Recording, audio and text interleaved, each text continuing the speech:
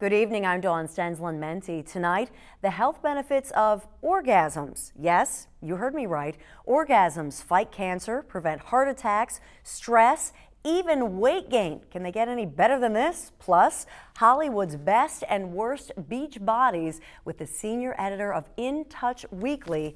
Yes, this magazine is my secret obsession. You're going to love this. But first up, the Big O. According to sex researchers, more than 50% of women are faking it in the bedroom.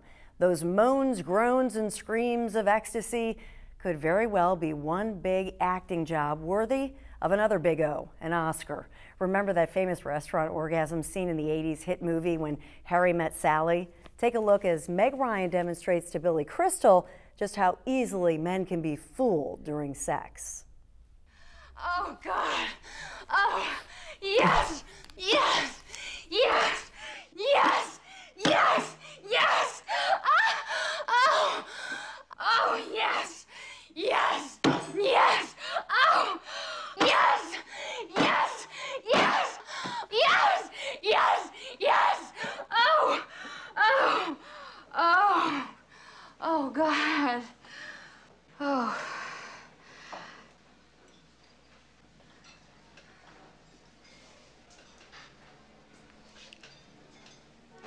I'll have what she's having. I think we'll all have what she's having, right? My first guest says there's no need to fake orgasms, and that if you are, you might actually be robbing yourself of some remarkable health benefits. She is the co-author of the Orgasm Answer Guide, sexual and health relationship expert, Sara Nazazerda. So, Dr. Sara, thank you so much for being here today. Thank you for having me. So, first of all, you know, it's burning calories. This actually burns calories. I never thought of the health benefits. It actually does. You know, the things that you do that leads to orgasm can burn up to 50 calories. So the orgasm, okay, don't get your hopes high. It only burns 2 or 3 calories.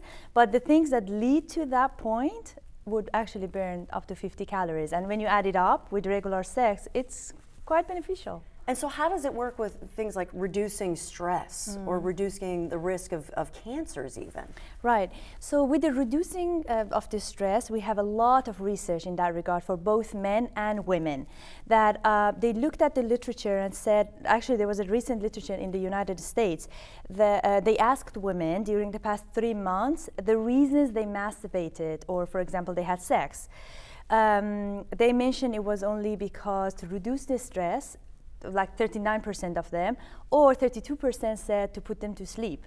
That's another part of, you know, benefit that you get from, you know. Oh, I thought that was the men that put to sleep and then the women clean the house afterwards. I didn't think it was reducing the heart attack. It reduces heart attacks in women? Well, there have been studies for men specifically, usually because orgasms and ejaculation happen in men at the same time, so they don't know if it's the effect of orgasm or ejaculation. But research shows that men who ejaculate at least twice a week in their 20s, 30s, and 40s, later on they have reduced risk of heart attack in their, you know, and also there was this study with 900 men.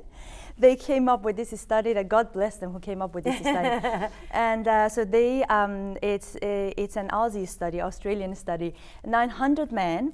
They followed them for 10 years, men who had sex and ejaculation and orgasm at least 4 times a week. They tend to live twice as longer in the 10-year follow-up that they did. So there is a benefit, get to it. So, right, so you're going to live longer. And also reducing prostate cancer in men and breast cancer as well in women. Absolutely. So for breast cancer, there are studies to show not only breast cancer, but also other kind of cancers in women, because sperm is supposed to have this antigenic protein that when the body of a woman reacts to it, it actually boosts the immune system. So in that regard, the study shows that they have they're less prone to any kind of cancer. And for prostate cancer, it's there are still debates, but most professionals believe that it actually helps to clear up the cancer, like precancerous, let's put it in the simplest words.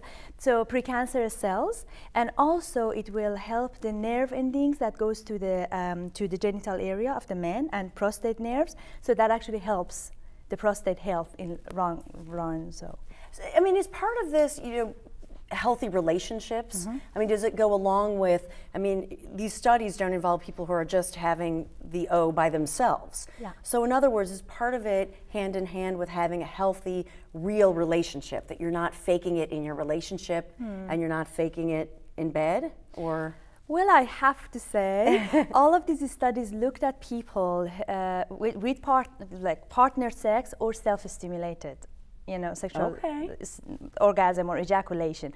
So many of them did that. But for the couple relationship, there are studies to show that men definitely live longer if they have regular sex. That's proven. By themselves or with somebody? Or with somebody. Okay. But there are research to show that men with partners, long-term partners, they live much longer than men without partners and who are single. Okay. Yeah. So the real thing in the relationship and in bed. Yes. And also it's because of the bonding and all the hormones, and it is immune boosting, the whole relationship and the bonding and the attachment. Lack of stress, and there are studies to show that most of the men who die during sex, they're actually dead when they have extramarital sex. I'm not cheating will kill you. Do you hear that? Cheating will kill you. Literally, you heard it from the doctor. It's just my story, and I'm sticking with stress, it. Right? They went down under to do all these Australian studies, right? Yeah, well, listen, we're going to talk about how people should not fake it. We're going to talk about the creams and what everybody should have beside their bed. We have so much to talk about with Dr. Sara. Easy, simple ways to increase the orgasmic experience. And then later, of course, Hollywood's best and worst beach bods. We're going to have a lot of fun, and we're going to learn a lot together.